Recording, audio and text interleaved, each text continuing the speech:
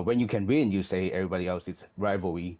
But then now you cannot win, then everybody else is a partner.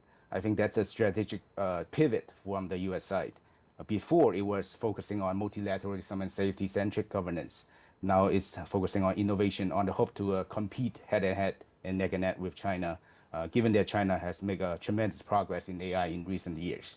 The way I see this is that we have a reputation, Americans around the world, for a very bad habit. And it's begun to show up in our international documentation. And that bad habit is the idea that you say something to the world, which is what you want. You expect them to agree with you because you'd like them to. And if they don't, you say it again and louder and louder and louder, making no accommodation and no adjustment. This only really works mostly to annoy people, and I've never seen it as an effective communication strategy.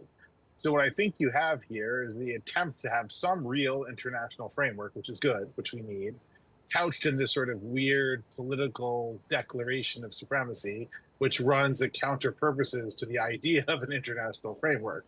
The world is big enough to share the benefits, to share the opportunities not only for developing AI in different versions, in different pathways, but also the world is big enough to have everyone being on board for different application opportunities for a shared future. I also think that a more open source approach might become very important as we see some of the employment and social disruptions associated with AI, where there'll need to be some sense of accountability of a playing field so that the public doesn't feel that they're being victims of mass disinformation or job replacement without some perception of a gain, right? Because there has to be a social sense that AI is beneficial to folks other than the commanding heights of industry.